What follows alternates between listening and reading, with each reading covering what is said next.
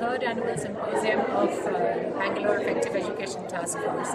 We had about 120 people representing about 60 organizations join us, and the whole focus of the event today was sustainability in the education sector. And we have been hosted by Ivoma. Dolly Vora is the proprietor of Ivoma, and we do this year after year. And the whole idea is to get industry, NGOs, funding agencies, and also the beneficiaries together to do a debate and discussion to understand how can we make the whole sector of education for underprivileged children sustainable, and how can we make ourselves go forward with this very, very arduous task that we have laid out for ourselves, which is to free the country of illiteracy. So it's a very, very long and uphill journey, and today we are happy that we got multiple panelists who came from corporates and NGOs, and also children from different schools that we sponsor, etc., who came and voiced their opinions and thoughts and ideas. And hopefully we will take a lot of learnings from here and go forward and make a further difference in this particular field. Thank you. Hello, I'm Ashok Mora. I run Ivoma. And we've been associated with Shoma and her organization for a few years now. They do some absolutely incredible work, especially as far as the youth is concerned. Shoma, after having heard those children today, I meant what I said. We have lots of organizations, we have lots of startups, we're always looking for interns. So if those children want to come along before they graduate and get some real life experience and maybe some pocket money, they're absolutely welcome over here. And certainly those 5 that I saw, they can come tomorrow morning. Okay. Thank you so much. Thank you so much for hosting the event year after year. Always our pleasure. Always our pleasure. Thank you. Hi, this is Meena here from BEET-Force. I'm a program strategist and lead communication for BEET-Force. Very proud to have finished this event. It is the third annual symposium that we are hosting here. And we had a good turnaround of about 120 people from corporates, from the social sector, and from academics. A good turnaround of people here. And various topics were discussed here, panel discussions we have presentations today. So there was a lot of takeaway for people from here to go home and think on the topics that we have spoken, and to be able to come back and connect with many partners that we have had shown up here today for the event. So a good place, and people all the organizations should be able to connect with each other, and that is the entire mantra for BETF. We are looking to collaborate. We want people to be networking within each other and take advantage of collaboration. 9th of December, Friday, 2016, we have hosted our third event of BEET-Force, and this is Bridging Gaps in Education, Creating Sustainable Social Equity. Very proud to host this event today, which is open for corporates, NGOs, academia, philanthropists, and everyone from the social sector. Thank you. Good afternoon, my name is Lokesh and I represent the CSR team from Nokia Bangalore. So we are invited for this Bridging the Gap in the Education seminar organized by the BEET Task Force. So for Nokia, our focus is mainly education and environment. And our education partner is Samriddhi Trust. And Samriddhi Trust works with families in the slum. So they take the children who are in the slum, then they teach them for 1 year as part of the Bridge program, so that after 1 year they can enter the mainstream education program and continue with their education until the 10th standard and above. So Nokia is happy to collaborate with Samriddhi. Thank you. I am Dr. Naga Subramaniam. I retired from Indian Air Force, and I'm also a management graduate from IIM Lucknow. So I'm associated with BEET-Force, and I'm been given the opportunity to head the healthcare program of the BEET-Force, and I'll be associating with all the partners of BEET-Force and giving them a preventive healthcare space, wherein I will be associating with all these children about doing preventive healthcare for the children in a sustainable way. Components of our healthcare mission is health promotion and prevention, therapeutic services, rehabilitative services, and also maintenance of the health records. These are 4 things which we are going to work upon, and this is going to be a sustained program, and we have a lot of action plan for that.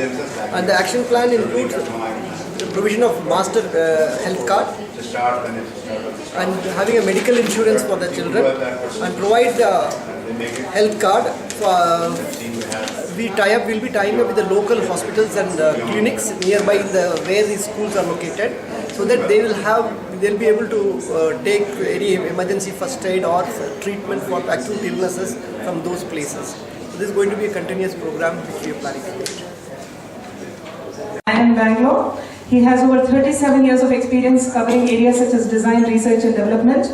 He has also worked in the IT training industry for 14 years, including 14 years as a CEO, where he built the largest IT education training organization in East and Central Africa. Since 2006, he's been working on the area of educational change in public school education and is responsible for creating and implementing strategies. Welcome you, sir. Next I have is Nalini Shekhar, co-founder of Hasiru Dala. Nalini is the co-founder of Hasiru Dala, a newly formed waste pickers organization in Bangalore that has reached about 7,500. She just gave me the right unorganized sector of labor, which constitute 90% of India's labor. She has also worked extensively on issue of violence against women. She has been honored by Mr. Schwarzenegger. I can't, forget those movies. When I say Arnold Schwarzenegger, it goes back to all those movies. So, but the structure remains the same.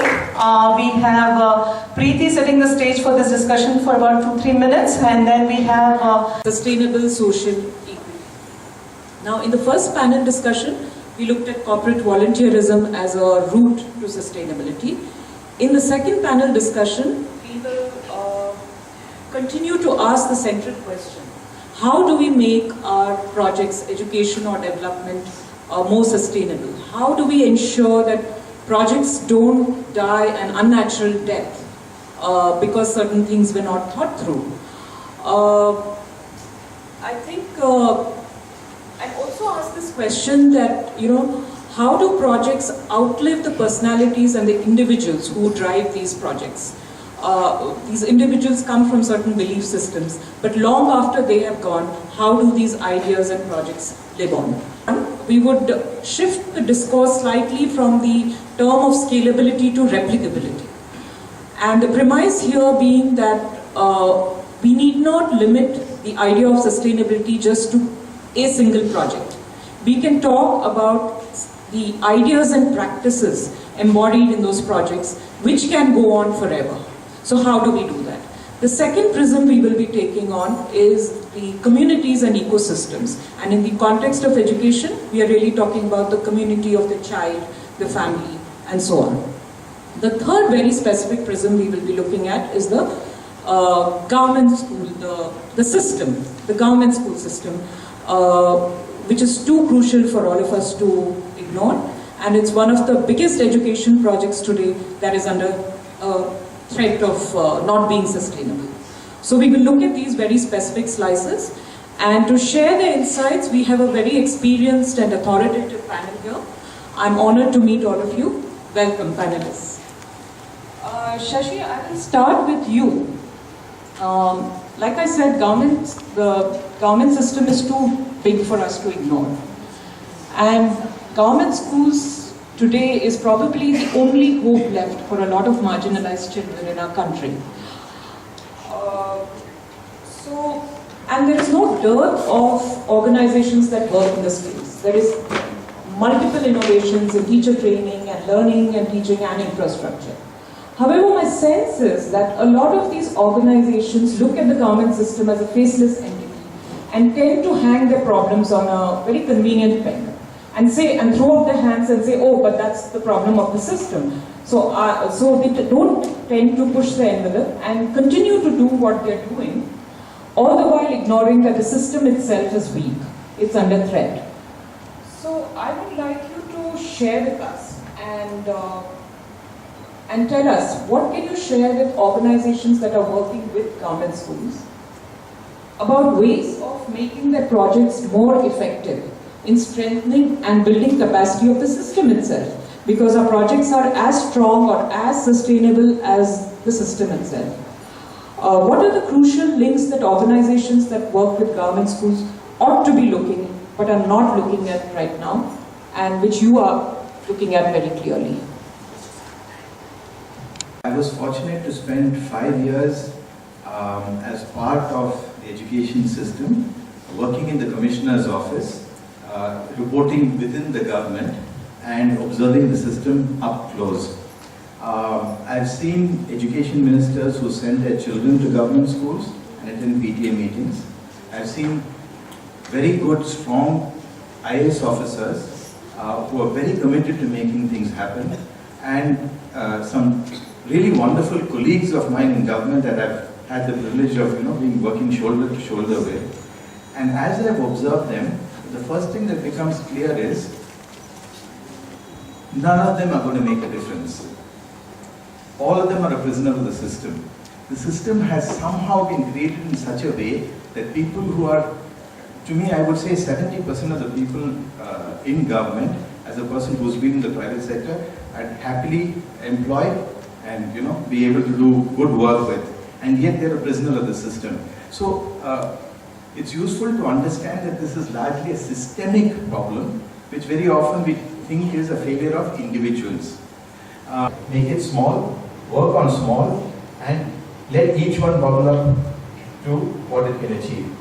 The second thing I'd say is, and we talked about in the earlier panels as well, this idea of education being holistic, and therefore the need to work on multiple things simultaneously. If you take a look at what are the predictors of learning outcomes, 50% of predictors of learning outcomes come from the socio-economic status of the child, which means what is the home and community environment for learning predicts 50%. The rest of the 50% is shared by the education system, which includes the classroom and school and the system at large. So if we ignore the first 50%, we've already written off the opportunity for doing the things at the system. What is it that can be done? And this is not something the system will do. What are the opportunities which are available to us to be able to create powerful community learning spaces for the disadvantaged, because they're not going to get it at home, but it can be structured in community. And this is an opportunity for us working in the space, working with government, because when you start doing that, you will have less and less comments from teachers saying these are children from retail families, they're never going to learn. Once you create a supportive environment that side, it makes the teacher's job as well easier. So that's the first part. The second part of it is, the holistic nature means that you need to be able to look at how you work in terms of whole school transformations. And I was glad to see in the slide that Meena presented that the number of projects on whole school was much higher than I expected. Of course, it's far short of what it should be. But here's again another space, because this takes place holistically. We've talked about a lot. But when we talk about collaboration at the public education system level, we have to be clear who do we need to include in this collaboration. One very important thing which is not being done adequately in my view is that we are not working on creating a demand for quality education. If there is no demand for quality education, why would anybody want to supply something that nobody is asking for? So the huge opportunity in front of us is how do we demand for quality education? How do we take people from, say, the Garment Workers Association, Domestic Workers Association, Dalit Seva Sangh, to places like where you are, to show this is what is possible to people who are coming from underprivileged backgrounds? Why are you not asking for it? So that's again another part. So when we talk about collaboration, who are we collaborating with? We have started this institute called the ETC, and it's definitely not etc. It's Educational Transformation Center. And this here, we are working with teachers of 120 government schools, 160 teachers and 40 head principals coming from 120 schools, 120 government schools. And what we teach them at ETC, what we share, I would say teach, that's being very pompous. You see, they in turn influence the other teachers in the school, because it's not possible to train all the governments. We are teachers from the government school. We are dealing only with Bangalore North. Okay, so but even one teacher from one government school is able to make a difference. And I mean, most of the time, like people say, yeah, government school teachers, they're not accountable. That is not so. Like even when workers and so on and so forth. So Nalini, could you tell us about your experiences in making a project like Hasirudala that deals with a very vulnerable community like the migrant workers, how do you even begin to think of making it sustainable? That's number one. The second question, because the spotlight is kind of on education in the symposium, do you feel that addressing the livelihood agenda of families first gives us the best shot at sustainability, even for future projects? So are we looking at a kind of a viable model where you link up livelihood and education and come up with a whole project? Is that to empower the family? One of the things we did then, and we continue to do here, is every member of our organization take an oath that they will not send their children to work but to school. And it's been 25 years journey in Pune. That kind of a group which has also worked a lot on livelihood. Today you don't see child labor in waste picking in Pune. Only people you see is people who have children who have just run away and come to the railway platform, and that's the first job they do. We have children from Practicors community in Pune who have been journalists, done masters in journalism. There are doctors, there are engineers, there's a person who went to UK to become a chef. So we were all thinking, why should he go there? What does he do? And then finally he said it's his choice. But he is a celebrity chef now. Through organizing this, we have really fought in central government. We have a special scholarship for children of waste pickers. And that has really motivated everybody to open bank accounts with their children. These are small things for us. For them to use an ATM, it's such a pride to do that. So for last 3 years, we have been enrolling them into these scholarships. Level of violence they see, it may not be violence in their own home, which may be already there anyway. To see that their own community is not accepted in the larger community is very, very hard. Leo, they help for-profit and non-profit organizations with any kind of help that you need to set up. And for non-profits in particular, if you're interested in figuring out how to get CSR funding, this is the man to go to. So catch him while you have him and make the most of him. Thank you. Parents, about the parents, like father has more concern towards educating the child and mother is more active in educating the child. In my life, it is the opposite of that. My mother is more worried, like concerned about my education, but my father is the most active person at my house. And you know how I won so many medals in martial art? I fight with my father. That all of you have been living largely in Bangalore. So you have taken a journey with you. Yes.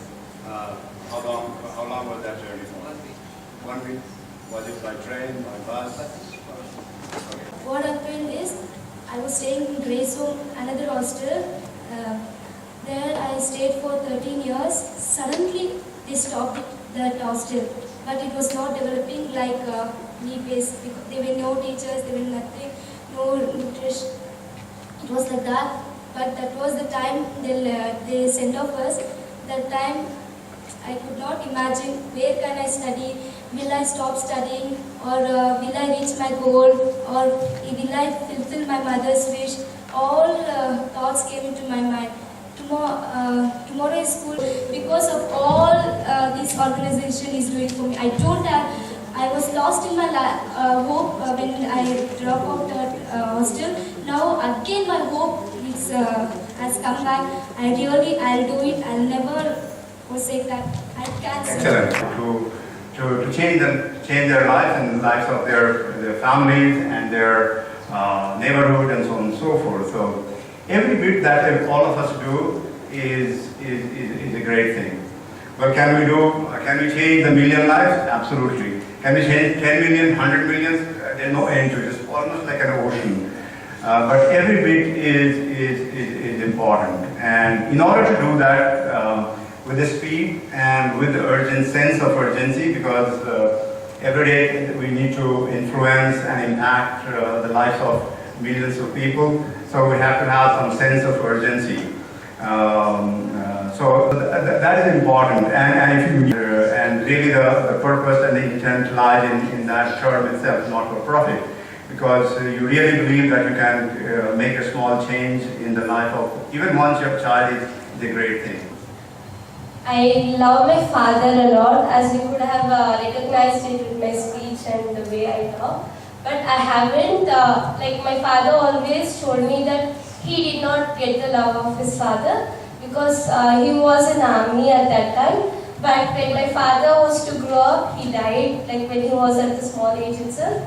And he did not get the parents' love very much. So I always wanted to join hands with the old age homes and orphanages to make sure that I can't give them the feel of a father or a mother, but I can give them the feel of a best friend. It is the organization. So I'm actually pursuing my degree in hotel management. So I want to have like internship chance if I could get in this hotel. Is it possible? In London, where he was talking about how he delivered newspapers, he would wash dishes. Did you do that too? And then, yes, so he would, Ashok told about the way he worked up the ladder. And then he said, how many of you are interested in washing dishes? He was the first one who raised his hand because he wants to follow in Ashok's footsteps. So we have amazing people like Ashok who are inspiring our children. We've seen the 6'5" children here who've talked about their hardships, yet the desire to continue. All of us need to work together to make this difference. And I think we need to thank the Greenwood High and Inventure volunteers and the Inventure participants who have come and actually spent a whole day. I know it can be extremely boring to sit through a symposium, but we are going to hand certificates of appreciation to the volunteers from Greenwood and one. Shriana just asked me, of course my daughter has this, or rather we do not spend money on anything. We are cheap. We do not have come this far. So they are a funding partner, they are a mentor, they basically were also the business card that opened doors for us. So the minute we said we are partners with Manipal Foundation, many doors opened, and we are very grateful for that. Samriddhi Trust, I've already said, has been the turning point of my life, my interaction with Samriddhi Trust, and Seema, Mom, Uttam, and the entire Samriddhi team. I'm very, very grateful to you for everything that you do and for giving us the opportunity to piggyback and try to help. Parikrama, need-based, all of you, thank you so much. If I'm missing anybody, please forgive me. Of course India was missing, but they got so many accolades, they don't need my thanks anyways, right? Looks like, yes, everybody's looking at Let's Endorse now to give, to solve their technology problems. I hope you guys have the bandwidth, but thank you very, very much.